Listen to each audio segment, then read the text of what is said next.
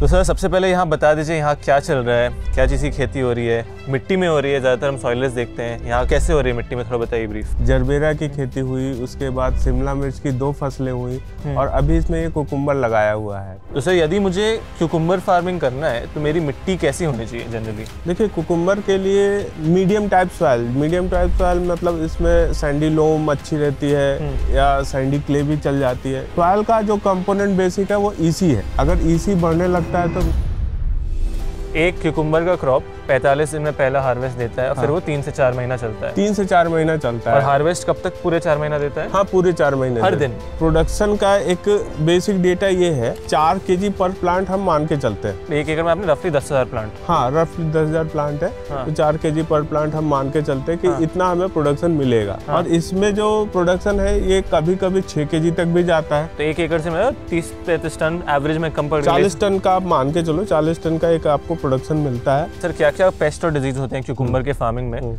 और pesticide schedule मेरा management कैसे होता है? देखिए, 2 तरह का पेस्ट प्रॉब्लम होता है। एक तो मेरा फार्म चलाने के मेजर खर्चे क्या होते हैं? सीड, पेस्टिसाइड, फर्टिलाइजर और लेबर, ये मेन खर्चे हैं। इससे कितना आ सकता है रेवेन्यू? अभी जो इनको 1-1.5 महीने से हार्वेस्टिंग कर रहे हैं तो लगभग 28-30 रुपए का एवरेज मिला है और लगभग इन्होंने 15 टन के आसपास का हार्वेस्टिंग लिया हुआ है। नमस्कार दोस्तों, स्वागत है आप सभी का एक नए वीडियो में। आज हम लखनऊ उत्तर प्रदेश में हैं। यहाँ हम पॉली हाउस में हैं जहाँ मिट्टी में क्यूकुम्बर फार्मिंग हो रहा है। आप सभी को हम क्रॉप स्पेसिफिक नॉलेज देते हैं। आज हम पीयूष सर के साथ खीरे की खेती के बारे में समझने वाले हैं जो कि मिट्टी में। तो सर नमस्ते, कैसे हैं आप? नमस्ते जी, नमस्ते सभी को। तो सर सबसे पहले यहाँ बता दीजिए यहाँ क्या चल रहा है, क्या चीज़ की खेती हो रही है, मिट्टी में हो रही है, ज़्यादातर हम सॉइलेस देखते हैं, यहाँ कैसे हो रही है मिट्टी में, थोड़ा बताइए ब्रीफ। ये एक लखनऊ में गोसाईगंज एरिया है जहाँ पर ये पॉली हाउस लगा हुआ है। ये पॉली हाउस लगभग यहाँ पे खेती करते हुए इसकी ज़मीन पे 6 साल के आसपास का हो चुका है टाइम। 2020 के इसमें फार्मिंग हो रही है। शुरुआत में जरबेरा की खेती हुई, उसके बाद शिमला मिर्च की 2 फसलें हुई और अभी इसमें ये कुकुम्बर लगाया हुआ है। तो अभी जो मिट्टी है, यहाँ मिट्टी की तो तैयारी हर साल ही करते हैं। जैसे कि अक्सर ये देखने में आता है कि 4-5 साल बाद प्रोडक्टिविटी कम हो जाती है, लेकिन यहाँ पे हम ये देख रहे हैं कि मिट्टी की प्रोडक्टिविटी काफ़ी अच्छी बनी हुई है और एक अच्छी हेल्दी क्रॉप यहाँ पे आपको देखने को मिल रही है। ये क्रॉप का जो सोइंग हुआ था, जो सितंबर लास्ट में इसका सोइंग किया गया था और आज लगभग इसको 1 महीना के करीब हो गया हार्वेस्टिंग लेते हुए इसमें से। और जो मिट्टी का कंपोस्ट और ये सारी चीज़ों का प्रिपरेशन है, चूँकि यहाँ पे एक मशरूम फार्म भी है तो उसका जो कंपोस्ट बनता है तो लगभग ये 1 एकड़ में अच्छा खासा कंपोस्ट, लगभग साल में 20 से 25 टन के करीब कंपोस्ट इसमें ऐड करते हैं। उसके बाद फ्लडिंग करते हैं, मिट्टी का प्रिपरेशन करते हैं, इसलिए मिट्टी इतनी अच्छी भी है। हाँ, तो इसके चलते मिट्टी का कलर और सारी चीज़ें काफ़ी अच्छा रिस्पॉन्स कर रही हैं। तो वही सर जो हम डिस्कस कर रहे थे कि आजकल बहुत सारे लोग सॉइलेस में जा रहे हैं क्योंकि उनकी मिट्टी अच्छी नहीं होती है। यहाँ क्योंकि मिट्टी अच्छी है और साथ ही साथ मशरूम फार्म बाजू में है जिसकी वजह से मैन्योरिंग, कंपोस्टिंग बहुत अच्छे से हो रहा है। तो सर यदि मुझे क्यूकुम्बर फार्मिंग करना है तो मेरी मिट्टी कैसी होनी चाहिए जनरली? देखिए, कुकुम्बर के लिए या बहुत सी जो वेजिटेबल जिनमें फाइबरस रूट ज़्यादा होती हैं तो मीडियम टाइप सॉइल मतलब इसमें सैंडी लोम अच्छी रहती है या सैंडी क्ले भी चल जाती है, लेकिन बहुत ज़्यादा क्ले नहीं चलती या हैवी सॉइल नहीं चलती, जिससे इसका रूट जो पेनिट्रेशन है वो कम होता है। क्योंकि इसमें आप 5-6 साल में काफ़ी अच्छा कंपोस्ट ऐड किया गया है। मिट्टी का कलर भी देखें तो पहले का मिट्टी जो था वो पूरा येलो दिखता था, लेकिन अभी इसका कलर भी कुछ ऑर्गेनिक कंटेंट बढ़ने के कारण इसके कलर में भी काफ़ी चेंज दिखता है। दूसरा क्या होता है कि आप अगर अच्छे से प्रिपेयर करते हैं, प्रॉपर उसका फर्टिगेशन और चीज़ें करते हैं, सॉइल की हेल्थ अच्छी बनी रहती है। तो सॉइल का जो कंपोनेंट बेसिक है वो ईसी है। अगर ईसी बढ़ने लगता है तो रूट डेवलपमेंट रिस्ट्रिक्ट हो जाता है। ईसी को कैसे मैनेज कर रहे हैं आप? ईसी मैनेज करने का इसमें एक ही तरीका होता है कि जब भी हम एक तो एनुअल, जब हम इसको क्रॉप को इंड करते हैं तो एनुअल ऑपरेशंस में फ्लडिंग और सोलराइजेशन जरूर करते हैं। फ्लडिंग क्या होता है सर? फ्लडिंग में ये होता है कि जब हम गहरी जुताई करते हैं मिट्टी की और ऊपर से पानी भरते हैं तो जो भी एक्स्ट्रा साल्ट है या जो भी है वो रूट जोन के लेवल से बाहर चला जाता है। समझ गया। तो रूट जोन हमारा जो है लो ईसी पे आ जाता है, जिससे हमको प्लांट के अच्छे रूट डेवलपमेंट में हेल्प मिलती है। अच्छा, तो बेसिक इसका यही है कि अगर आपका बेड प्रिपरेशन, फील्ड प्रिपरेशन और सारी चीज़ों का जैसे टेस्टिंग भी कराते रहना चाहिए समय समय पे कि सॉइल में हमारी कोई चीज़ बढ़ रही है, क्या चीज़ें बढ़ रही है, उसका रिकमेंडेशन क्या हो सकता है, कैसे वो इम्प्रूव हो सकता है। तो आपका सॉइल कभी भी उतना जल्दी प्रॉब्लम में नहीं आएगा, आपको अच्छा प्रोडक्शन देता रहेगा। समझ गया। दूसरा, आप सॉइल में फार्मिंग कर रहे हैं तो रेस्ट पीरियड बहुत जरूरी है क्रॉप के बीच में। जैसे अगर कोई कुकुम्बर कर रहा है तो भाई आइडली कहते हैं कि हम 3-3 महीने की क्रॉप है तो 2-3 क्रॉप लेंगे, लेकिन 3 क्रॉप अगर आप लेंगे तो सॉइल का रिस्पॉन्स अच्छा नहीं रहेगा और प्रोडक्शन भी कम आ जाएगा। तो उस लिहाज से अगर आप 2 क्रॉप लेते हैं तो वो हेल्दी है, बेल पेपर लेते हैं तो 1 क्रॉप भी काफ़ी हेल्दी है। उसके बाद 2 महीने का रेस्ट पीरियड सोलराइजेशन बहुत ज़्यादा जरूरी है। 2 महीने का? 2 महीने का। अगर 2 महीने आप सॉइल, मतलब जैसे हम कहते हैं जून जुलाई, यहाँ पर बेसिकली एक ऐसा सीजन होता है जिस समय पूरा खाली रहता है ग्रीन हाउस। अच्छा, सारे मई लास्ट तक क्रॉप को क्लियर कर देते हैं, जून जुलाई पूरा रेस्ट पीरियड रहता है बेल पेपर में। तो वो सारी चीज़ें जो भी है उसमें एक पूरा प्लांट को जो अगली क्रॉप होती है उस पर एक अच्छा उसको बेस मिलता है, जिसके चलते वो पूरा का पूरा लाइफ साइकिल अच्छे से प्रोडक्शन देता है। तो आई थिंक मेरे जो अंडरस्टैंडिंग है सॉइल और सॉइललेस में मेजर डिफरेंस यही है कि यदि आप सॉइल में कर रहे हैं, सॉइल हेल्थ मेंटेन करना बहुत जरूरी है, बिल्कुल, लेकिन आप 12 महीना क्रॉप नहीं ले सकते। शायद सॉइललेस में आप वो क्रॉप 10 से 12 महीना आराम से ले सकते हैं। सॉइललेस का यही एडवांटेज है कि आप उसमें कंटिन्यूटी कर सकते हैं, क्योंकि सिर्फ और सिर्फ जो वाटर और न्यूट्रिशन है उस पर क्रॉप का चलना होता है उसमें। समझ गया सर। मानिए मुझे सर अभी क्यूकम्बर फार्मिंग के बारे में इस वीडियो में पूरे डिटेल्स देने हैं, क्यूकम्बर फार्मिंग स्टार्ट करना है जी। सबसे पहला स्टेप क्या होता है? आपने बोला सॉइल का कार्बन अच्छा होना चाहिए, ईसी अच्छा होना चाहिए, सॉइल का बात करते हैं हम पहले, और फिर अगला हो गया आपका लैंड प्रिपरेशन। सबसे पहले बेड का क्या डिस्टेंस होता है? Bed wet, bed to bed distance, hole to hole distance. मैं देख रहा हूँ यहाँ डबल लाइन प्लांटिंग चल रही है। तो सबसे पहले सर हम बात करते हैं कि जो प्लांट पॉपुलेशन होता है वो 1 एकड़ में कितना होना चाहिए। 1 एकड़ में कितने प्लांट? तो 1 एकड़ में जो प्लांट पॉपुलेशन होता है अराउंड 2.7 प्लांट पर स्क्वायर मीटर की हम लोग बात करते हैं। और जो एक्चुअल प्लांट पॉपुलेशन होता है, अगर हॉकी एरिया छोड़ के रखे तो 3600 स्क्वायर मीटर में अगर हम देखें तो 10,800, या अगर बीच में पात नहीं ले रहे हैं तो हो सकता है 11,000 तक के प्लांट अकोमोडेट हो जाते हैं। समझ गया। अब ये जो प्रोसेस है, आप में सीड सिलेक्शन करना होता है कि हम किस सीजन में लगा रहे हैं, उसके लिए वैरायटी कौन सी चूज करें। सीजन के हिसाब से वैरायटी चूज करें।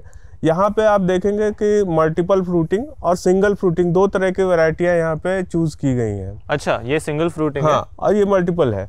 तो आपको इन दोनों का एडवांटेज डिसएडवांटेज दिखता है। लेकिन हाँ, इसका ये जो है कि जैसे जो मल्टी फ्रूटिंग होगा उसका हर नोड पे मैच्योरिटी में थोड़ा टाइम लगेगा, लेकिन उसमें हार्वेस्ट बल्क में आएगा। मल्टी नोड मतलब जैसे एक नोड पे कई फ्रूट आना। जैसे यहाँ पे एक नोड पे 2 फ्रूट है, 2 फ्रूट है, तो इसको मल्टी नोड कहते हैं। हाँ, मल्टी फ्रूटिंग है। सिंगल नोड पे 1 से ज्यादा फ्रूट। नोड क्या होता है सर, दिखा के समझा सकते हैं? ये जैसे आगे का ग्रोथ है तो ये 1 नोड है, ये दूसरी नोड है, ये तीसरी नोड है। ठीक है, तो यहाँ पे आप देखो सिंगल फ्रूट है, इसमें आप देखोगे तो उसमें मल्टीपल फ्रूट भी दिखेंगे आप। अच्छा, इसमें मल्टीपल फ्रूट? हाँ, ये आप देखिए तो इसमें मल्टीपल फ्रूट है, ऊपर इसमें भी दिख रहे हैं। अच्छा, वहाँ पे हाँ, तो उसमें मल्टी फ्रूटिंग है। वो सिंगल नोड फ्रूटिंग है, ये मल्टी फ्रूट जैसे ये मल्टी फ्रूटिंग है। अच्छा, ये मल्टीपल फ्रूट। तो इसका रीज़न ये होता है भाई, जब आप मल्टीपल फ्रूटिंग है तो उसमें थोड़ा सा टाइम लेता है प्लांट उसको मैच्योर करने में, लेकिन वो आपको जब देगा तो बहुत ज़्यादा बल्क में देता है। इसमें क्या होता है कि वो एक बार आपको कंटिन्यूटी में देता चला जाता है, तो दोनों तरफ की क्रॉपिंग आपको अच्छा है, उसमें दोनों में ले सकते हैं। बेहतर कौन सा आप सजेस्ट करेंगे? देखिए, यहाँ पे आप अगर ऐसे बात करें कि कौन सा बेहतर है तो सिंगल फ्रूटिंग ज़्यादा बेहतर रहता है, क्योंकि मल्टीपल फ्रूटिंग में थोड़ा सा ये रहेगा कि आपका एबॉर्शन ज़्यादा दिखता है। अच्छा, और सिंगल फ्रूटिंग में अबॉर्शन कम दिखता है। अबॉर्शन बोले तो वेस्टेज? हाँ, वेस्टेज मतलब अगर फ्रूट का कैप्सूल बना है और वो सिंपल ड्राई हो रहा है बिकॉज ऑफ कि प्लांट का न्यूट्रिशन अपटेक करना, फोटोसिंथेसिस का होना, एयर वेंटिलेशन का होना, हर चीज पे डिपेंड करता है कि कितना CO2 है, सारी चीजें हैं। मतलब सिंपल शब्द में फ्रूट आ गया, वो फ्रूट अच्छा नहीं रहा तो अब उसको हार्वेस्ट नहीं कर सकते आप, है ना? अब एक बेसिक चीज जहां हम लोग शुरुआत कर रहे थे कि सॉइल प्रिपरेशन की बात, सॉइल प्रिपरेशन भी आपने बोला सर, और एक और चीज हम सीखेंगे अभी की वैरायटी सिलेक्शन सीजन के हिसाब से। हाँ, वो भी सीखेंगे। तो अभी हम सॉइल प्रिपरेशन की बात करते हैं। कभी भी जब हम सॉइल प्रिपरेशन करते हैं स्टार्ट, तो आपकी सॉइल में ऑप्टिमम मॉइस्चर होना चाहिए। जैसे अगर आप सपोज एकदम इनिशियल स्टेज पे प्लानिंग कर रहे हैं, आपकी क्रॉप खत्म हो रही है, अब आपको यहाँ से ये क्रॉप खत्म करने के बाद आज से ही समझो आप अगली क्रॉप के प्रिपरेशन का स्टेज स्टार्ट हो गया। तो उसमें क्या होता है, सबसे पहले आप उसको सारे जितनी प्लांट डेब्रिज है सब क्लियर करना है, कुछ भी छोड़ना नहीं है इस ग्रीन हाउस के अंदर। पुराने प्लांट का कुछ नहीं बचना चाहिए, कुछ नहीं बचना चाहिए, आपको पूरा इसको निकाल देना है, क्लियर कर देना है। उसके बाद दूसरा स्टेप ये रहेगा, अच्छी जुताई करके, ड्रिप लाइन साइड करके, अच्छी जुताई करके, गहरी जुताई करके, और इसमें जो भी आपको ऑर्गेनिक कंपोस्ट डालना है वो डाल करके, और एक बार पूरा फ्लड कर देना है। समझ गया। ठीक उससे है, आपका ईसी मेंटेन हो हाँ, जाएगा। उससे हमारा ईसी मेंटेन हो जाएगा। जो भी मतलब आपका प्लांट ने नहीं लिया है, जो भी हार्मफुल केमिकल या सोडियम या जो भी क्लोराइड अपना डिपॉजिट हो रहा है, कोई चीज़ डिपॉजिट हो रही है, तो वो लीच आउट हो जाए। समझ गया। और ईसी लो डाउन हो जाए। इसके बाद क्या होता है, जब एक ऑप्टिमम मॉइस्चर कंडीशन होती है उस समय खेत की जुताई करनी चाहिए।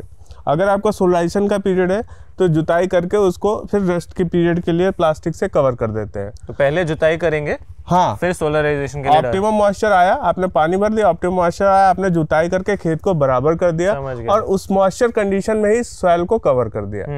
अब वो पूरा, अगर मई जून का टाइम है तो वो पूरा उसमें हीट डेवलप होगी, और लगभग 45 डेज तक अगर हीट अच्छी डेवलप होती है तो जो भी हार्मफुल पैथोजेंस होते हैं वो किल हो जाते हैं। समझ गया। तो वो हमारे लिए एडवांटेज है। अगर आपका बीच में अभी सोलाइजेशन नहीं है तो दूसरा स्टेप ये होता है कि आप बहुत ज़्यादा वर्मी कंपोस्ट उस समय नहीं ऐड कर सकते। अगर सोलाइजेशन से पहले ऐड कर रहे हैं तो आप 25 टन 20 टन तक भी ऐड कर सकते हैं, लेकिन अगर आप जस्ट नेक्स्ट क्रॉप पे जाने वाले हैं तो 5 से 6 टन से ज़्यादा नहीं ऐड करना है। क्यों? इसका रीज़न ये होता है कि जो भी ऑर्गेनिक कंपोस्ट आप ऐड करते हैं सॉइल में, तो उसको सॉइल के साथ मतलब बनने में या मिलने में उसका जो रिस्पांस आने में टाइम लगता है।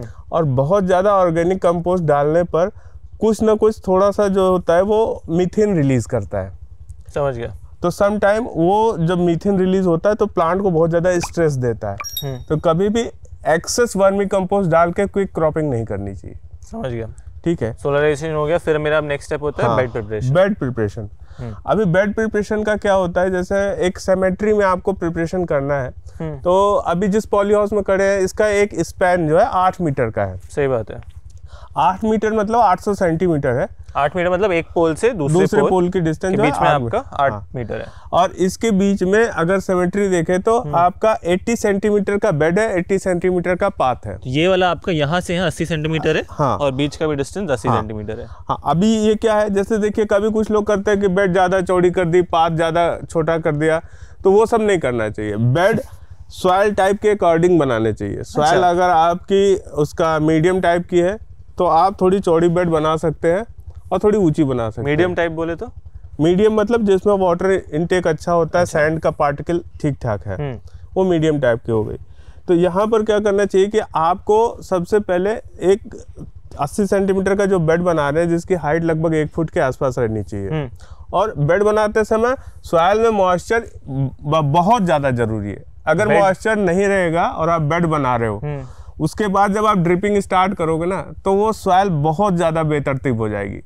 मतलब जो बहुत ज़्यादा, मतलब जो उसकी आइडियल कंडीशन होनी चाहिए एयर और उसमें जो कंटेंट है वो नहीं रहेगा। वाटर और मॉइस्चर और एयर का जो प्रोपोर्शन है वो नहीं बन पाता है, सॉइल तुरंत कॉम्पैक्ट होने लग जाती है। तो बेसिकली बेड बनाते समय मॉइस्चर लेवल सही होना चाहिए। मॉइस्चर लेवल ऑप्टिमम होना। कैसे वो चेक करूं मैं मॉइस्चर लेवल? मॉइस्चर लेवल एक अगर जनरल ट्रेडिशनल फार्मर होता है वो ये जानता है कि ये मॉइस्चर ऐसा है कि इसमें अगर हम बीज डाल दें तो वो जनरेट कर जाएगा, उस तरह का मॉइस्चर लेवल होना चाहिए। अब अंदाज से ही एक लड्डू बनने वाला मॉइस्चर लेवल होना चाहिए। अच्छा, अगर आप मिट्टी से लड्डू बना पा रहे हैं, हाँ, जैसे अभी आप देखें तो मिट्टी थोड़ा सूखा है। हाँ, अब जैसे ये देखो ना आप, इसको अगर हम देखें तो यहाँ से अगर ये देखिए ये एक मॉइस्चर कंडीशन है। अच्छा है, ठीक है, ये मॉइस्चर ठीक है। इस तरह के मॉइस्चर में आप बेड बनाएंगे, यहाँ तो बहुत अच्छा। हाँ, तो ये आपका एक अच्छे क्वालिटी का बेड बनेगा, क्योंकि इस पे जब ड्रिपिंग होगी या ड्रिप ड्रॉपलेट पड़ेगी तुरंत मॉइस्चर को पकड़ करके पूरा स्प्रेड करेगा। लेकिन अगर ये ड्राई सॉइल रहेगी, जो इस तरह की आप सॉइल देख रहे हैं, अगर ऐसी सॉइल में आप बनाओगे तो ये आपका यहाँ पे उसको श्रिंक करता जाएगा और ये टाइट कंपैक्ट कर देगा। तो कभी भी आइडियल मॉइस्चर कंडीशन में ही बेड बनाएं। समझ गया। ये बहुत इंपॉर्टेंट होता है, ये पूरी प्लांट की लाइफ साइकिल को इम्पैक्ट करता है, सारी क्रॉप के लिए। समझ गया, ये बेसिक है। और बेड टू बेड डिस्टेंस आपने बोला 80 सेंटीमीटर होनी चाहिए। और क्यूकम्बर के लिए 80 सेंटीमीटर बेड विथ स्टैंडर्ड है। हाँ, ये एक स्टैंडर्ड, जितनी भी वाइन क्रॉप ग्रो होती हैं, वर्टिकल ग्रो होती हैं, उनके लिए एक स्टैंडर्ड है ये।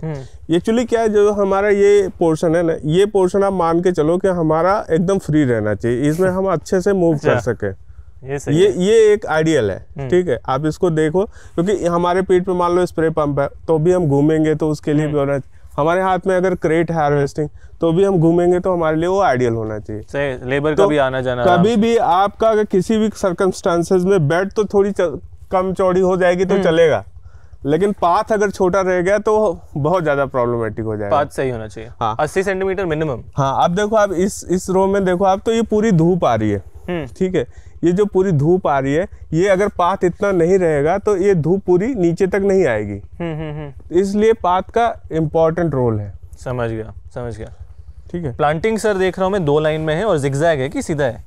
जिगजैग ही रहेगा, ये हमेशा जिगजैग में रहेगा। पेयर रो प्लांटेशन होता है एक बेड पे, और एक साइड में आप 40-40 सेंटीमीटर पे सीड सोइंग हुई है, दूसरे साइड में भी 40-40 सेंटीमीटर पे। तो एवरेज स्पेसिंग जो काउंट होती है वो 20 सेंटीमीटर की होती है। 20 सेंटीमीटर मतलब समझाइए, दिखा के समझाइए सर फिर से। हाँ, अब जैसे यहाँ पे एक 2 पौधे का है, तो इसकी बीच की दूरी 40 सेंटीमीटर है, 40 सेंटीमीटर है। यहाँ से यहाँ 40 सेंटीमीटर। हाँ। ठीक है, और इधर भी 40 सेंटीमीटर है। तो अब ये और ये दोनों, इन दोनों का अगर एवरेज निकालें तो एक लाइन अगर इसको मान के चले तो 20 सेंटीमीटर पे प्लांट लगे हुए हैं। ये समझ गया, एवरेज स्पेसिंग यहाँ से यहाँ। हाँ, तो हमें जब भी हम बेड बनाते हैं तो एक बार हमें रनिंग मीटर में कैलकुलेट करना चाहिए कि 10 मीटर में कितने पौधे आ रहे हैं। ठीक है, अगर हमारा वो 10 मीटर में एक प्रॉपर प्लांट नहीं आ रहे हैं, तो इसका मतलब जो मेजरमेंट हम करके सोइंग कर रहे हैं या कर रहे हैं उसमें कुछ गड़बड़ है। कितना होना चाहिए प्लांटेशन? जिस 10 मीटर की बात करें तो 10 मीटर में अगर हम 20 सेंटीमीटर के हिसाब से अगर लेते हैं तो 10 मीटर में हमारा हो गया 10 मीटर डिवाइड बाय 20 सेंटीमीटर। हाँ, डिवाइड बाय 20 सेंटीमीटर, 1000 बाय 50 पौधे के करीब हमारा आना चाहिए। समझ गया। एक बेड में मतलब एक बेड का लंबाई कितना होता है? ये देखिए, एक जैसे पॉली हाउस है 60 बाई 68 अगर हम बनाते हैं, ठीक है, 67 बाई 68 बनाते हैं, तो ये जो लेंथ होनी चाहिए आपका, ये मान के चलिए 30 मीटर इधर, 30 मीटर इधर, और बीच में ये पाथ है। तो ये एक आइडियल कंडीशन है। ये वर्किंग के लिहाज से ये सबसे ज़्यादा बेस्ट होता है, क्योंकि दोनों तरफ से हम हार्वेस्टिंग कर सकते हैं सेंटर में, और दोनों तरफ से उसका प्रोड्यूस इकट्ठा कर सकते हैं। तो ये चीज़ एक बहुत इंपॉर्टेंट होती है कि अगर हम पाथ सेंटर में ले रहे हैं और आप एकदम इसके सामने देख रहे हैं तो पॉली हाउस का गेट भी है, तो वो चीज़ जो होती है वो आपको एकदम हमेशा अलाउ करती है इजी वर्किंग। समझ गया। ये भी बड़ा इंपॉर्टेंट होता है कि हमारा इजी वर्किंग में रहे। ठीक है, अभी हमारा बेड प्रिपरेशन हो गया, हाँ, होल टू होल डिस्टेंस हो गया। बिल्कुल। अब नेक्स्ट स्टेप होता है वैरायटी सिलेक्शन। हाँ, जैसे यहाँ 2 वैरायटी का भी आप बात कर रहे थे, कौन से कंपनी का सीड जनरली अच्छा होता है? हाँ, बिल्कुल। देखिए, अपने जो कुकुम्बर की बात करें तो ये एक्चुअली पसंद जो इसको है वो बहुत ज़्यादा ह्यूमिडिटी पसंद नहीं है। ठीक है, टेम्परेचर से इसको कोई दिक्कत नहीं होती, लेकिन हाई ह्यूमिडिटी इसके लिए बड़ा मतलब प्रॉब्लमेटिक ड्राई क्रॉप है। हाँ, ड्राई क्रॉप है। तो अभी इसमें जो कुछ टाइम का है, जैसे आपका सपोज अगर जनवरी, फरवरी, मार्च, अप्रैल, मई, जून, ये बड़ा ऑप्टिमम टाइम है। इसमें जनवरी से मार्च, अप्रैल, मई, जून तक। इसका तो 3 महीने का क्रॉप है, इसमें कभी भी इसमें आपको मल्टीपल वैरायटीज मिल जाती हैं। ठीक है, नॉर्थ इंडिया के केस में, नॉर्थ इंडिया का बात चल रहा है। नॉर्थ इंडिया का बात चल रहा है। इस केस में आपको मल्टीपल वैरायटी मिल जाती है, जिसमें अच्छी कंपनियों में रिक्सवान है, एंजा ज़डेन है, यूक्सेल है, ये सारी कंपनियों के अच्छा कुकुम्बर आपको मिल जाता है। ठीक है, और आप देखो, आप इसमें आपको भी एक ऑप्टिमम ये चीज़ें समझ में आएंगी कि हमारा जो साइज़ होता है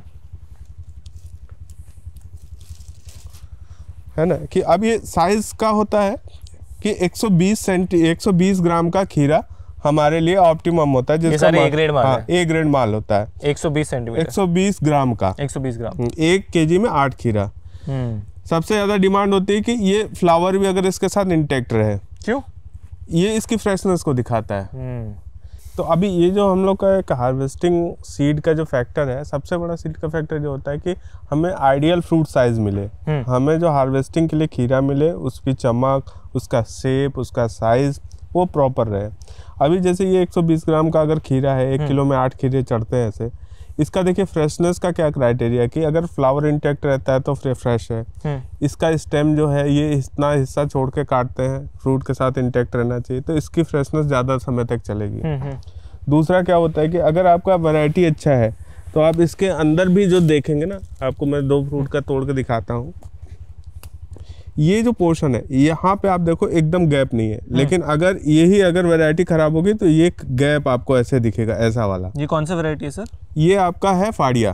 फाड़िया कौन सी कंपनी का? ये एनजाजडेन का है। अच्छा। हाँ, और ये दूसरा वाला है आपका किंग स्टार रिक्जॉन का। ये सेम? हाँ, ये सेम। अच्छा। तो आप ये देख रहे हो कि इसकी गर्थ भी मोटी है, सीड तो इसमें होता नहीं है लेकिन ओव्यूल होते हैं। ठीक है, तो ये चीज़ बड़ी इंपॉर्टेंट होती है मार्केट में जब भी ये जाता है। तो अगर ये इसमें आपका गैप रहेगा तो वो क्वालिटी रिजेक्ट हो जाएगी। सर तो मैं एज अ किसान सीजन के हिसाब से 12 महीना में कर सकता हूँ, ह्यूमिडिटी कम होना चाहिए। हाँ, मेन रीजन है। तो सीजन के हिसाब से कौन सा सीड मुझे चुनना चाहिए खीरे की खेती के? जैसे अभी सबसे ज़्यादा क्या है, रिक्जॉन कंपनी में काफ़ी सारी वैरायटीज़ आती हैं। जैसे इनका हम मल्टी स्टार ये जनवरी फरवरी मार्च में प्रेफर करते हैं। जनवरी फरवरी मार्च के लिए मल्टी स्टार। हाँ, इसके बाद कैप्टन स्टार आता है जो मानसून सीजन के लिए होता है। समर में जो बहुत ज़्यादा वैसा रहता है तो किंग स्टार भी काफ़ी अच्छा रहता है इनका वैरायटी। और एक वैरायटी इनका जैसे आता है कि वो ब्लू लीफ का बोलते हैं उसको। ब्लू लीफ में अभी इन्होंने कुछ निकाली है वैरायटीज़। उसमें क्या होता है कि जो उनका रेजिस्टेंस है और खीरे में जो मैंने बताया कि वेट मतलब हॉलोनेस नहीं होती है, काफ़ी अच्छा प्रोडक्शन आता है, वेट रहता है खीरे में, तो वो चीज़ आपको उसमें मिलती है। तो वो सीड थोड़े महंगे आते हैं उनके, लेकिन उनका प्रोडक्शन अच्छा है, उनकी क्वालिटी अच्छी है। उसके बाद हम बात करें अगर ये जनवरी फरवरी जो मेन सीज़न होता है, इसमें आपको सस्ते और बढ़िया सीड भी मिल जाते हैं। जैसे कि एनजाजडेन में 6 रुपये का भी सीड मिल जाता है। यूक्सेल में 52-32 वैरायटी है, वो आपको 6 रुपये में मिल जाती है गुरखा के नाम से, जो कि काफ़ी ज़्यादा अच्छी क्वालिटी का प्रोडक्शन उसमें आता है और क्वांटिटी भी ज़्यादा निकलती है। तो बेसिकली ये सीज़न में तो बहुत सारी है, लेकिन मानसून में आपको कुछ ना कुछ स्पेसिफिक वैरायटी लगानी पड़ेगी। अब अगर विंटर की बात करें, जैसे नॉर्थ इंडिया के क्लाइमेट में है, तो विंटर में सैमिनिस की एक वैरायटी आती है PS64, उसका हम यूज़ करते हैं तो वो हमें अच्छा प्रोडक्शन देती है। क्योंकि जो इस टाइम का प्रॉब्लम है, उस समय डाउनी की ज़्यादा समस्या आती है। तो डाउनी के लिए उसमें काफ़ी अच्छा रेजिस्टेंस है और खीरे का जो फ्रूट की क्वालिटी मैंने अभी आपको बताई, वो भी उसकी काफ़ी अच्छी रहती है। अच्छा, तो वो एक बड़ा अपने को अच्छा रहता है कि हम अगर प्रॉपर सीड का सिलेक्शन करें तो हमारे को हेल्थ प्लांट की अच्छी मिलेगी, फ्रूट की क्वालिटी अच्छी मिलेगी। क्वालिटी का मतलब आप मार्केट में ले जाओ तो तुरंत वो एक्सेप्ट हो। समझ गया। तो ये सबसे पहले मैं अज्यूम कर रहा हूँ इस पॉली हाउस में भी नर्सरीज है, सीडलिंग आप लगाए होंगे। सीडलिंग कुकुम्बर का केवल जो अब अगला सीजन में प्लांट सोइंग होगा वहाँ पे प्लांटेशन होता है, लेकिन बाकी समय में डायरेक्ट सोइंग आप कर सकते हैं। डायरेक्ट सीड से सोइंग? डायरेक्ट सीड से सोइंग कर सकते हैं अगर आपके पास नर्सरी की फैसिलिटी अच्छी है, क्योंकि कुकुम्बर की नर्सरी थोड़ी सी टिपिकल होती है।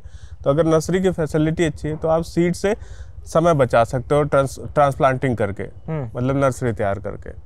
समझिए। नर्सरी का क्या सीजन होता है? नर्सरी का देखो आपका कोई भी सीजन में करो, क्योंकि हाईटेक में आपको ग्रो करना है। प्लांटेशन के लिए जो आपका एक्सट्रीम कंडीशन में जब भी आप प्लांटेशन, जैसे अभी जनवरी नॉर्थ इंडिया में काफ़ी ठंड होने वाली है, इस समय अगर आप कोई मतलब कमज़ोर प्लांट लगाओगे तो वो चलेगा नहीं। ठीक है, तो नर्सरी का प्लांट ही उसमें प्रेफर होता है कि आप 20 से 25 दिन की एक स्ट्रांग 3 पत्ती की नर्सरी हो, स्टेम उसका अच्छा डेवलप हो चुका हो, रूट का अच्छा सिस्टम डेवलप हो चुका, आप उसको प्लांटेशन कर सकते हो। इस वाले में डायरेक्ट सोइंग किया गया है या नर्सरी का डायरेक्ट? ये डायरेक्ट सोइंग है। अच्छा। हाँ। यूजुअली कहते हैं डायरेक्ट सोइंग नहीं करना चाहिए। हाँ, वो कहते हैं मतलब जैसे इसमें लॉसेस होते हैं, आपका सीड का लॉस होता है, लेकिन बहुत से केस में आपका डायरेक्ट सोइंग ज़्यादा कंफर्टेबल होता है और ज़्यादा जल्दी वो सेट हो जाता है। समझ गया। ठीक है, सोइंग के बाद से थोड़ा क्रॉप पे आते हैं अभी। सोइंग के बाद मेरे क्रॉप के अलग अलग स्टेज क्या होते हैं? मेरा पहला फसल आने में कितना समय लगता है? क्रॉप साइकिल कितने दिन का होता है? देखिए, इसमें क्या है कि जब हम सोइंग करते हैं तो सबसे पहले जो मदर लीफ आती है, उसके बाद एक ट्रू लीफ आती है। उसको कहते हैं मदर लीफ? नहीं, मदर लीफ आपको अभी नहीं दिखेंगी, मदर लीफ तो खत्म हो चुकी होती है। छोटे हाँ, जो एकदम नर्सरी जब जर्मिनेट होता है उस समय आता है। तो जब 7 से 8 दिन की स्टेज जो होती है पौधे की, वो इस्टेब्लिशमेंट की स्टेज होती है। 7 से 8 दिन में एस्टैब्लिश हो जाता है। 7 से 8 दिन में पौधा एस्टेब्लिश होता है अगर नर्सरी प्लांटेशन कर रहे हैं। सीड सोइंग कर रहे हैं तो वो 12 से 14 दिन की पीरियड होती है। 14 डेज तक का प्लांट बड़ा क्रिटिकल होता है। 14 दिन के बाद वो एस्टेब्लिश हो गया तो फिर वो आगे आपका अच्छा जाएगा। उसी समय सबसे ज्यादा लोग के प्लांट मरते हैं। उसी समय सबसे ज्यादा प्लांट मरते हैं। मॉर्टेलिटी रेट 12वें दिन से इंसिडेंस चालू होता है डिजीज का, और 14-15 दिन का जो पीरियड होता है सबसे ज़्यादा क्रिटिकल होता है। उस समय सबसे ज़्यादा फंगस और दूसरी चीज़ों से प्रोन होता है प्लांट। तो उस समय हमें विशेष ध्यान रखना चाहिए। जब इसका मतलब मान के चलिए 15 दिन के आसपास का अगर स्टेज हो जाता है, उसके बाद से हम फर्टिगेशन के लिए प्रॉपर उसको स्टार्ट कर देते हैं। 12-14 दिन तक कोई फर्टिगेशन नहीं होता है? 12-14 दिन तक बेसिकली बहुत ज़्यादा रिक्वायरमेंट नहीं है, लेकिन अगर आपके पास अच्छा इरिगेशन सिस्टम है, आप कर सकते हैं, तो आप उसको करिए, कोई दिक्कत नहीं है। क्लाइमेट अच्छा है तो फास्ट रैपिड ग्रोथ लेगा। लेकिन इस्टेब्लिशमेंट के केस में क्या होता है कि जब आप किसी ऐसे क्लाइमेटिक कंडीशन में जहाँ दिन में बहुत गर्मी है, रात में बहुत सर्दी है, तो वाटर से भी कभी कभी प्रॉब्लम होती है। तो लोग वाटर को मिनिमाइज कर देते हैं उस 14 दिन के पीरियड में, और जब प्लांट स्टेब्लिश होता है उसके बाद फर्टिगेशन स्टार्ट करते हैं। फिर 14 दिन बाद मेरा उसके बाद फ्रूटिंग आने में कितना टाइम लगता है?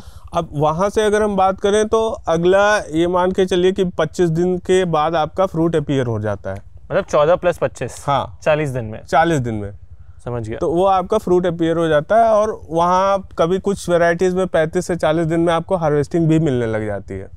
अच्छा, तो 40 दिन बाद में हार्वेस्ट करना स्टार्ट कर सकते हैं। नहीं तो अमूमन जो वैरायटीज हैं उसमें 45 डेज का जो टाइम होता है वो हार्वेस्टिंग का माना जाता है। 45 डेज बाद? 45 डेज। कुल मिला के 40-45 दिन में आपको पहला आपका फ्लश मिलता है। फिर उसके बाद मैं कब तक ये हार्वेस्ट ले सकता हूँ? अब देखिए इसका क्या है, कुकुम्बर का एक सिस्टम है। जब सॉइल में हम ग्रो करते हैं कुकुम्बर, तो बहुत से लोग या नए फार्मर ये चिंता करते हैं कि इसमें बहुत सारा फ्रूट आता है लेकिन वो सूखता भी है। उसका मैनेजमेंट क्या है? देखो, आपका ग्रीन हाउस जैसे ये वाला जैसे इसमें क्या है कि अभी आप देखोगे यहाँ पे कुछ खीरे जो आए और वो सूख गए होंगे, ठीक है, तो वो चीज़ों का एक यहाँ पे रहता है। लेकिन इसका मतलब ये नहीं होता है कि सारे ही सूख रहे हैं। आपको हर जगह आगे की नोट पे खूब खीरे दिखाई देंगे। यहाँ पे आप देखो खूब खीरे आपको दिखाई दे रहे हैं। तो ये इसका एक नेचुरल प्रोसेस है। जो ये इनटेक कर रहा है, जो फोटोसिंथेसिस कर रहा है, जो उसकी मेटाबॉलिक एक्टिविटीज हो रही हैं, उसके अकॉर्डिंग वो फ्रूट को उसमें फोटोसिंथेट को कन्वर्ट करके फ्रूट का प्रोडक्शन दे रहा है। यहाँ कभी कभी नॉर्थ में फ्लक्चुएशंस बहुत होते हैं, तो उसकी वजह से भी वो प्रॉब्लम आती है। डिजीज की वजह से भी प्रॉब्लम आती है, एबॉर्शन की। तो ये सारी चीज़ें एक प्रोसेस होती है। तो जब आपका 45 डेज में स्टार्ट होता है तो कम से कम 4-5 हार्वेस्टिंग अच्छी आती है। उसके बाद ये एबॉर्शन थोड़ा बहुत देखने को मिलता है इन जनरल। 4-5 हार्वेस्टिंग मतलब कितने कितने दिन में होता है? ये रेगुलर होता है, हर दिन? हाँ, ये हर दिन होता है। आपका जब हार्वेस्टिंग स्टार्ट होता है, मान लीजिए पहले दिन 100 किलो टूटा तो दूसरे दिन 500 किलो, तीसरे दिन 800 किलो। अच्छा, हाँ, तो इस तरीके से जब जाता है तो आप ये एक एक्सट्रीम जाने के बाद मतलब आपका 2 टन 3 टन 5 टन जाने के बाद थोड़ा बहुत एबॉर्शन शो कर सकता है। ये भी मैनेजमेंट होता है। रीजनल क्लाइमेट की बात होती है, सॉइल टाइप की बात होती है कि प्लांट की रूट सिस्टम आपने कितना अच्छा डेवलप किया है। तो शुरुआत में जो हमारा फर्टिगेशन रहता है वो इस हिसाब से रहता है कि प्लांट का रूट सिस्टम डेवलप हो। रूट सिस्टम अगर अच्छा डेवलप होगा तो ये पूरा प्लांट अच्छे खासे फ्रूट बियर कर सकता है एट ए टाइम। उसके अंदर फ्रूट बियरिंग की कैपेसिटी होती है, प्लस जो न्यूट्रिएंट्स हम दे रहे हैं उसको ज़्यादा से ज़्यादा अपटेक कर सकता है। क्या क्या कैसे होता है सर फर्टिगेशन क्यूकम्बर का? हाँ, तो जो शुरुआत के 14 डेज का होता है फर्टिगेशन, 15 डेज का, उस कंडीशन में फास्फोरस रिच फर्टिगेशन होता है। 0 to 14 डेज में फास्फोरस ज़्यादा दिया जाता है क्रॉप को। इसका कोई पर्टिकुलर कारण? हाँ, फास्फोरस का रिक्वायरमेंट इसलिए शुरू में ज़्यादा रहता है। प्लांट की आधी लाइफ साइकिल तक फास्फोरस का रिक्वायरमेंट ज़्यादा रहता है। उसके बाद आधी के बाद से पोटेशियम और बाकी के एलिमेंट की रिक्वायरमेंट बढ़ती जाती है। नाइट्रोजन कॉन्स्टेंटली शुरू से लेकर लास्ट तक चाहिए होता है एक ऑप्टिमम कंडीशन में। Calcium nitrate, potassium nitrate, nitrate fertiliser और दूसरे अमोनिकल फर्टिलाइजर भी 1261 और ये सारी चीजें हम उसको देते हैं। इसका प्रॉपर एक शेड्यूल होता है जो पूरा बैलेंस करके बनाया जाता है, क्रॉप के हिसाब से बनाया जाता है। तो वो सारी चीजें हम फॉलो करते हैं। इसके हिसाब से जब हम अपना प्लांट का ग्रोथ भी देख करके अगर कुछ अल्ट्रेशन या कुछ चेंजेस करना पड़ता है तो ज़रूर करना चाहिए। इसीलिए बीच बीच में आपको अपना एग्रोनॉमिस्ट अगर है तो वो विजिट करके वो बता देगा देख करके कि अभी आपको इस चीज़ के न्यूट्रिशन की रिक्वायरमेंट है। जैसे यहाँ पे आप क्या देख रहे हैं सर? अभी यहाँ पे देखिए एक न्यूट्रिशन बैलेंस न्यूट्रिशन चल रहा है, फ्रूटिंग अभी अच्छी है। कहीं भी अभी प्लांट में ऐसा नहीं दिख रहा है कि प्लांट का कोई फ्रूट इस तरीके से जा रहा हो। 5-10% फ्रूट में प्रॉब्लम हो सकती है क्योंकि आज हम दिसंबर के महीने में खड़े हैं, ठीक है। क्लाइमेट रात में 10 डिग्री तक लो जा रहा है, टेम्परेचर 8 डिग्री तक लो जा रहा है, तो वो थोड़ी बहुत प्रॉब्लम हो सकती है। बट आज के समय में भी प्लांट की जो टर्मिनल ग्रोथ है ये हमें दिखाती है कि इसका ग्रोथ अभी अच्छा चल रहा है। और यहाँ पे जो शॉर्ट इंटरनोड होता जा रहा है ये शॉर्ट इंटरनोड विंटर की वजह से होता है। ये आगे जैसे जैसे विंटर प्रोलॉन्ग होगा वो और थोड़ा शॉर्ट होगा, फिर उसका जैसे जैसे सर्दियां खत्म होगी, इंटरनोड इससे कहते हैं। हाँ, ये डिस्टेंस को, हाँ, ये डिस्टेंस को हम इंटरनोड पहले कहते इतना हैं। था, अभी इतना हो गया, और कम हो रहा है। अब और कम हो रहा है विंटर की वजह से। विंटर की वजह से। क्यों? ये विंटर में शॉर्ट होता चला जाएगा, मेटाबॉलिक एक्टिविटी और दूसरी चीज़ें इसकी कम होती जाती हैं, तो इंटरनोड वो शॉर्ट करता जाता है। ये कितना दिन पुराना क्रॉप है सर? ये आपका सितंबर लास्ट में हुआ था, तो लगभग 2 महीने की क्रॉप है। तो अभी ये रफली 1 महीना और चलेगा? रफली भी ये जो मतलब जो पीरियड विंटर से होकर गुजरता है वो 1 महीने उसकी लाइफ बढ़ जाती है, तो अभी हम मान के चल रहे हैं कम से कम ये जनवरी तक तो पूरा चलेगा ये। तो एक क्यूकुम्बर का क्रॉप 45 दिन में पहला हार्वेस्ट देता है, और फिर वो 3 से 4 महीना चलता है। 3 से 4 महीना चलता है। और हार्वेस्ट कब तक? पूरे 4 महीना देता है? हाँ, पूरे 4 महीने।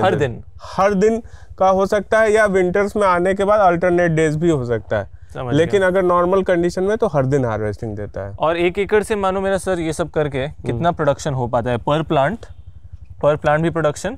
और इसमें क्या है कि प्रोडक्शन का एक बेसिक डेटा ये है, 4 kg पर प्लांट हम मान के चलते हैं। 4 kg पर प्लांट? 1 एकड़ में आपने रफली 10,000 प्लांट? हाँ, रफली 10,000 प्लांट है। हाँ। तो 4 kg पर प्लांट हम मान के चलते हैं कि हाँ। इतना हमें प्रोडक्शन मिलेगा। हाँ, जैसे यहाँ पे हम देख रहे हैं। हाँ। काफी अच्छा वॉल्यूम दिख रहा है। लेकिन ये एक जो एजम्पशन है, ये एक एवरेज एजम्पशन है। हाँ। और इसमें जो प्रोडक्शन है ये कभी कभी 6 kg तक भी जाता है। ठीक है, तो वो एक अलग चीज है कि भाई क्लाइमेटिक कंडीशन कैसी है, फेवरेबल है तो प्लांट बहुत ज्यादा प्रोडक्शन देता है। ठीक है, वो एक अलग मैटर होता है कि आपका अलग अलग कंडीशन में प्रोडक्शन वेरी करता है। समझ गया। तो रफली मेरा एक पर प्लांट 4 से 5 kg प्रोडक्शन आता है। हाँ, समझ गया। तो 1 एकड़ से मेरा 30-35 टन एवरेज में कम पड़ गया। 40 टन का आप मान के चलो, 40 टन का एक आपको प्रोडक्शन मिलता है। हाँ। अब वैसे तो अगर देखें तो एक खर्चे की बात करें का सीज़न, जैसे इस समय इनसे अभी बात हो रही थी, तो इसमें बहुत कम प्लांट प्रोटेक्शन का स्प्रे हुआ है, मुश्किल से 5-6 स्प्रे इन्होंने अभी किए हैं, ज़्यादा नहीं किए हैं। तो क्लाइमेटिक कंडीशन अच्छी है, इसलिए इसमें कोई ज़्यादा प्रॉब्लम नहीं आ रही है। अभी यही अगर पीक समर्स हो तो उस समय इंसेक्ट्स जैसे वायरस वगैरह के लिए ज़्यादा रहता है। उस पर आते हैं सर, क्या क्या पेस्ट और डिजीज होते हैं क्यूकुम्बर के फार्मिंग में, और पेस्टिसाइड शेड्यूल मेरा मैनेजमेंट कैसे होता है? ठीक है, देखिए 2 तरह का पेस्ट प्रॉब्लम होता है। एक तो मतलब या ऐसे समझ ले हम कि जो फंगस है वो अटैक करती है, क्योंकि इसका फोलिएज आप देखो तो काफ़ी चौड़ा चौड़ा होता है। लीफ काफ़ी चौड़ा। हाँ, तो ये मॉइस्चर अगर ज़्यादा रहेगा, इसका वेटिंग ज़्यादा रहेगा, तो उस वेटिंग के चलते इस पर डिजीज आने की प्रॉब्लम बढ़ती रहती है। तो फंगल डिजीज से बचाना एक चीज़ है, क्योंकि अगर इसके पूरे प्लांट में अगर फंगस इंटर कर रहा है तो हमारा प्रोडक्शन तुरंत हैम्पर होगा। समझ गया। ठीक है, कैसे उसको बचाएं? हाँ, फंगस के लिए हमेशा एक प्रिवेंटिव शेड्यूल और एक क्यूरेटिव शेड्यूल का एप्लीकेशन करना होता है, मतलब ताकि पेस्ट से बचाएं। हाँ, और पेस्ट आ गए तो उससे बचें। वो दोनों चीज़ें होती है।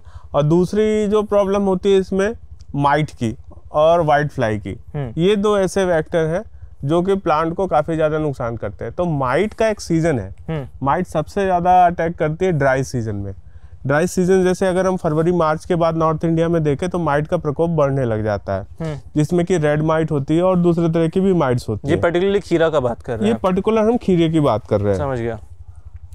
तो इन दोनों के लिए एक प्रॉपर स्प्रे शेड्यूल हमको फॉलो करना होता है, जिसमें बहुत सारी दवाइयाँ हैं। ओबेरॉन हो गई, सुमिटोमो की आती है, बोर्नियो हो गई, ठीक है, और ऐसी बहुत सारी दवाइयाँ हैं जो काफ़ी अच्छा काम करती हैं, और इनका एक प्रॉपर शेड्यूल बना के हम फॉलो करें तो हमें काफ़ी प्रिवेंशन मिलता है। समझ गया। ये हो गया आपका पेस्ट मैनेजमेंट का। पेस्ट मैनेजमेंट का टेम्परेचर के लिए तो हमने बोला कि जनरली 18 से 30-40 डिग्री में कहीं भी मैनेज हो सकता है। हाँ, कहीं भी। ह्यूमिडिटी ड्राई होना चाहिए। हाँ। एक और जो बहुत जरूरी फैक्टर है इरिगेशन। हाँ। प्लांट को पानी कैसे लगता है, जैसे यहाँ आप ड्रिप लाइंस लगाए हैं। ड्रिप लाइंस लगी हुई है, डबल लाइन ड्रिप है। हाँ। और ड्रिप टू ड्रिप कितना LPH का है, क्या है, कितना पानी चाहिए होता है? देखिए इसका क्या है, अगर एक ग्रीन हाउस की बात करें तो अगर आप 1 घंटे का इरिगेशन डिस्चार्ज होता है, या अगर 1 घंटे का इरिगेशन करें तो वो लगभग 14-15 हज़ार लीटर का होता है। तो पर एकड़? हाँ, 1 एकड़ में 14 से 15 हज़ार। आधे घंटे की बात करें तो आप उसमें लगभग 8,000 लीटर पानी जा रहा है। यहाँ पे जो फर्टिगेशन है वो मान के चलिए कि 7 से 8,000 लीटर का पानी का फर्टिगेशन डेली होता है हर दिन। हाँ, जिसमें खाद और पानी दोनों मिला करके उसका टाइमिंग होता है। तो लगभग 1 लीटर के करीब पर प्लांट यहाँ दिया जाता है प्लांट। जैसे नर्सरी जब छोटा है तब प्लांट कम लगता होगा। हाँ, अभी प्लांट बढ़ते बढ़ते पानी का रिक्वायरमेंट। हाँ, ये आज की डेट में मैं बता रहा हूँ, शुरुआत में तो ये कम रहता है, और सर प्लांट के बारे में जो हम बात कर रहे हैं, बहुत सारे क्रॉप में ट्रेनिंग, बेंडिंग, प्रूनिंग ये सब भी होता है। क्या क्यूकम्बर में भी ट्रेनिंग, बेंडिंग ये सब का प्रैक्टिस होता है? बिल्कुल सर, देखिए कुकुम्बर का बहुत फास्ट ग्रोइंग क्रॉप है। अच्छा। तो इसमें क्या होता है ना, डेली की रिक्वायरमेंट होती है, आज का काम आज ही होना है। ठीक है, जिस दिन प्लांट आप मान के चलिए कि 15 दिन के बाद, 15 दिन की स्टेज पे जब आ जाता है, तो उसमें से ये जो इसके फाइबर होते हैं जिससे प्लांट इसको पकड़ता है किसी भी चीज़ को, ये निकलने स्टार्ट हो जाते हैं। ठीक है, जो टेंटिकल्स होते हैं ये सारे निकलने स्टार्ट हो जाते हैं, और पोकी हाँ, तो ये टेंटिकल्स ही प्लांट को जो है सहारा देने के लिए होते हैं। इस स्टेज पे हमें प्लांट को क्लिप लगाना ट्रेलिसिंग ट्वाइन के साथ स्टार्ट कर देना चाहिए। तो जैसा कि आप देख रहे हैं कि पहला जो क्लिप लगा हुआ है वो लगभग सेकंड से थर्ड नोड के आसपास लगा हुआ है। ये नोड होता है दोस्तों। हाँ, ये नोड है, ये सेकंड नोड है। क्लिप 15 दिन बाद लग जाता है। 15 दिन बाद क्लिप लग जाना चाहिए। अदरवाइज क्या होगा, अगर 15 दिन पे आप क्लिप नहीं लगाते हो या लेट हो जाते हो किसी कारण से, और प्लांट थोड़ा सा भी बेंड होता है, टेढ़ा होता है बेड पे, तो वहां से साइड शूट जो है बहुत तेजी से निकलने लगते हैं, और फिर वो प्लांट की एनर्जी का वेस्टेज होता है, क्योंकि अल्टीमेटली साइड शूट हमें रिमूव करना होता है, एक सिंगल ब्रांच को ही मेंटेन करना होता है। मैं जो समझा हूँ सर, सही बताइए, क्लिप का और ट्वाइन का एक ही पर्पस है कि प्लांट को सीधा रखे, सीधे लेके जाए, ताकि साइड नहीं जाए और वहाँ पे आपके ऑल्टरनेट स्टेम्स डेवलप नहीं हो। बिल्कुल, क्योंकि यहाँ प्लांट अगर सिमेट्री में नहीं रहेगा, सीधा नहीं रहेगा, एक दूसरे के साथ ओवरलैप करेगा, तो एक दूसरे का जो फोटोसिंथेसिस है और स्पेस की रिक्वायरमेंट है, एयर एक्सचेंज है, वो सारी चीजों को एक दूसरे को कम्पीट करेगा, अल्टीमेटली प्रोडक्शन पे इम्पैक्ट आएगा। समझ गया। तो ट्रेलिसिंग सिस्टम का वही, और बाकी कुछ मेंटेनेंस करना होता है? हाँ, बाकी जो इसका साथ का साथ होता है कि जब इस पे जैसे जैसे ग्रोथ होती है, सपोज 45 डेज के बाद, जैसे हमने बोला, ये प्रोडक्शन पे आता है, तो जब प्लांट जो एक सीजन होता है कि बहुत रैपिड ग्रोथ करता है, विंटर में स्लो ग्रोथ करता है, तो जिस समय रैपिड ग्रोथ कर रहा होता है उस समय जैसे प्लांट की अगर ये हाइट है और इसने यहाँ पे 4-5 फ्रूट ले लिए, और अगर आपने अगली क्लिपिंग टाइमली नहीं करी है, तो ये पूरा स्लिप डाउन हो जाएगा, प्लांट पूरा सड़क के नीचे आ जाएगा, और फिर उसके बाद ये आपको मैनेज करना मुश्किल हो जाएगा। कितने क्लिप लगते हैं सर? यहाँ का क्लिप का ये प्रोसेस है कि 3 क्लिप से मैनेज होता है। नीचे वाली क्लिप खोल के आप ऊपर भी लगा सकते हैं। अच्छा, ठीक है। ठीक है, तो अगर आप चाहें तो नीचे की क्लिप खोलते जाएं, ऊपर लगाते जाएं। क्लिप लगाने का बेसिक यही है कि जहाँ पे नोड होती है जस्ट उसके नीचे ही लगाना है, रस्सी को खींच के थोड़ा सा टाइट करना है और क्लिप लगानी है और इसको छोड़ देना है, तो ये नोड पे ये होल्ड हो जाएगा। अभी मैं रस्सी और क्लिप हटा दूं तो क्रॉप तो गिर जाएगा? हाँ, गिर जाएगा। तो यहाँ पे क्लिप का बड़ा एडवांटेज है, क्योंकि क्लिप अगर आप टाइमली नहीं लगाते हैं तो क्रॉप जो है स्लिप करके फ्रूट लोड ले करके नीचे आ जाती है, फिर उसको मैनेज करना मुश्किल हो जाता है। तो टाइमली जब आप मैनेज करते जाते हो तो एक बार ये हाइट तक पहुंच जाता है जहाँ पे ट्रेलिसिंग वायर है। अब ये होता है कि ट्रेलिसिंग वायर तक पहुंचने के बाद इसको कैसे मैनेज करने, उसके कई सारे तरीके हैं। एक होता है कि आप वहाँ पर बेंड करके पौधे को उसी डायरेक्शन में नीचे लेके आए, घुमा करके नीचे ले आए, क्योंकि आप ये देखो कि ये जो भी प्लांट का जो नीचे वाला पोर्शन है वो हॉकी टाइप का बना हुआ है और उसमें भी फ्रूटिंग आपको दिख रही है, तो ये ऐसे का ऐसा ही हॉकी बना हुआ नीचे की तरफ आता जाएगा और उसमें वो फ्रूटिंग जो टर्मिनल पोर्शन है ये ऐसा का ऐसा ही रहेगा और ये नीचे तक आता जाएगा। अच्छा, पत्ते का जो ये डायरेक्शन है वो तब भी ऐसा ही रहेगा, जिस तरफ लाइट पड़ेगी वो सीधे वैसे देख रहे हैं आप, मुड़े हुए पत्तों में भी उस तरह का एक आपको बना हुआ दिख रहा है। ठीक है, तो ये सारी चीजें आपको उसी तरीके से चलते हुए दिखाई देंगी। जैसे अभी आप यहाँ पे भी देखो तो यहाँ पे भी ये उसी तरीके से मुड़ा हुआ वापस नीचे की तरफ आ रहा है। तो हमने इसमें क्या किया है, जब ये ऊपर पहुंच गया, अब हमारी रिक्वायरमेंट हुई तो हमने ये जो ट्रेलिसिंग मेन वायर है इसको आपस में नजदीक कर दिया।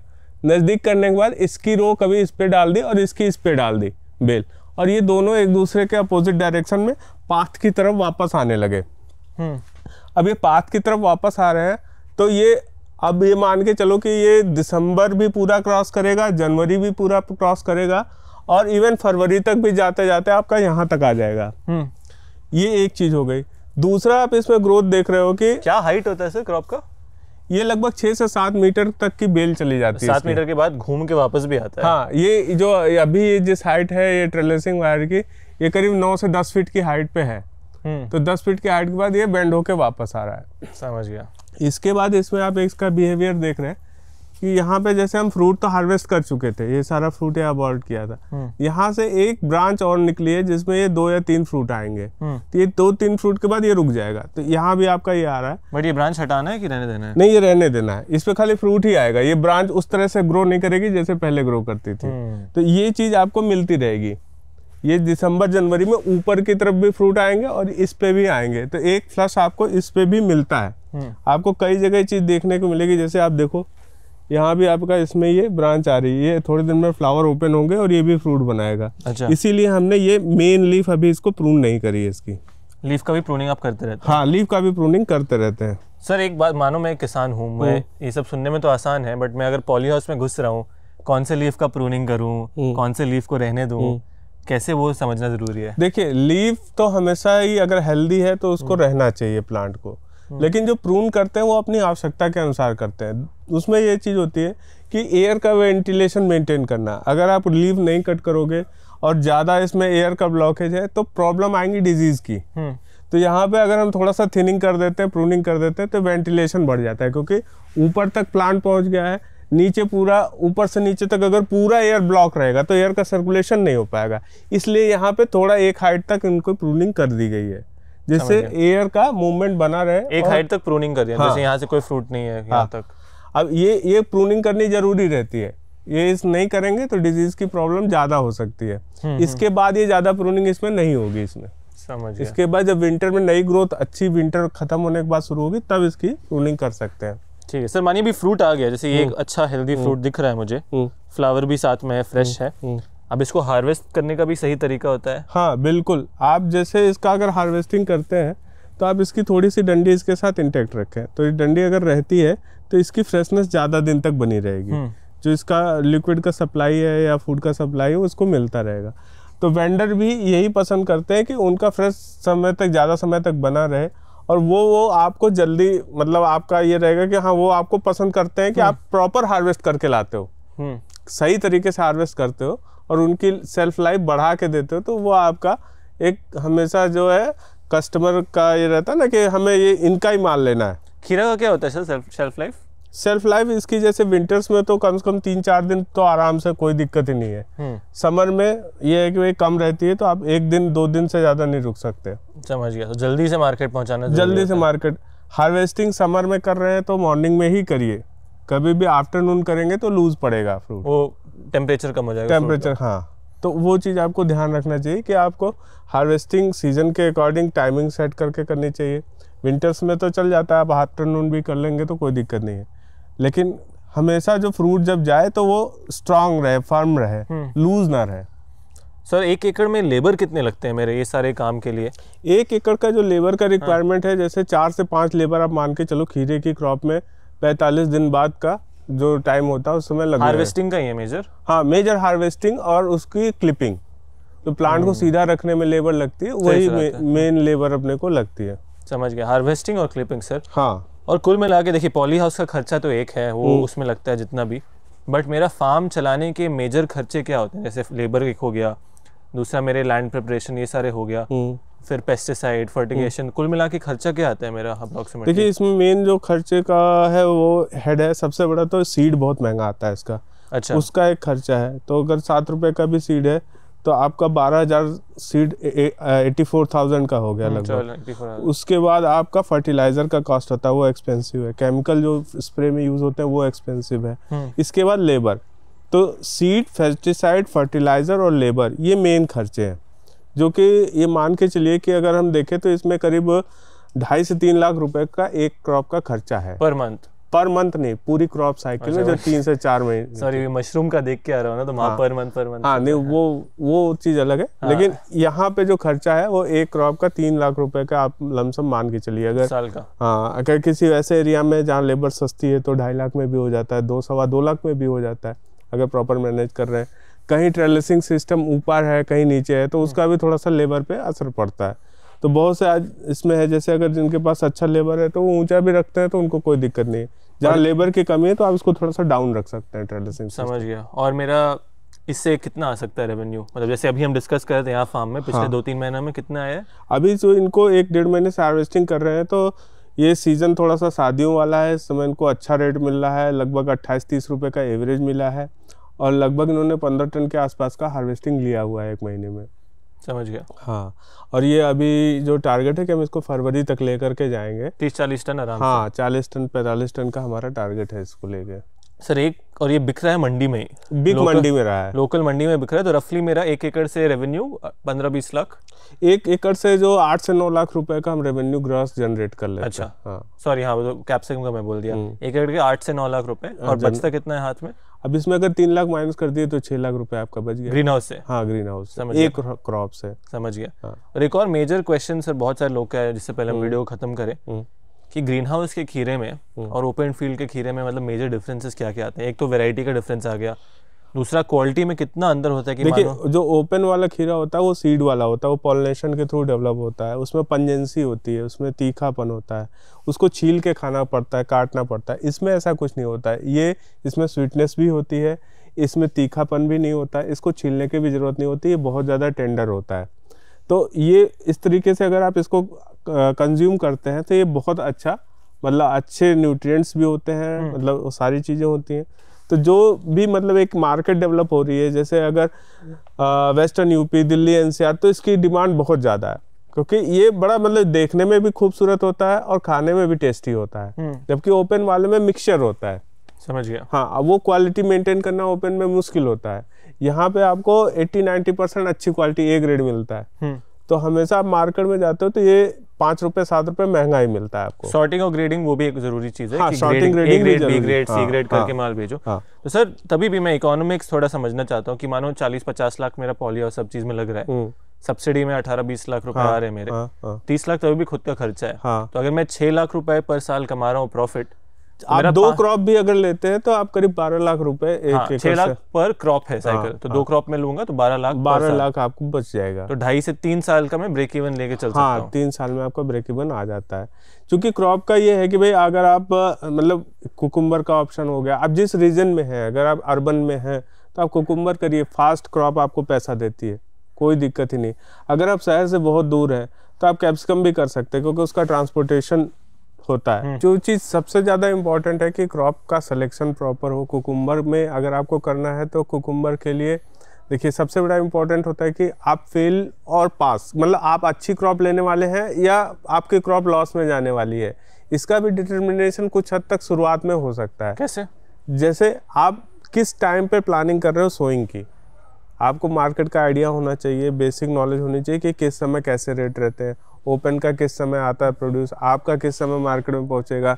दूसरा, उस समय की क्लाइमेटिक कंडीशंस के क्या क्या चैलेंजेस हैं, कौन सा पेस्ट डिजीज़ का ज़्यादा रहता है, उनसे आपको मैनेजमेंट का पूरा आपका शेड्यूल क्या है, प्रैक्टिसेस क्या है।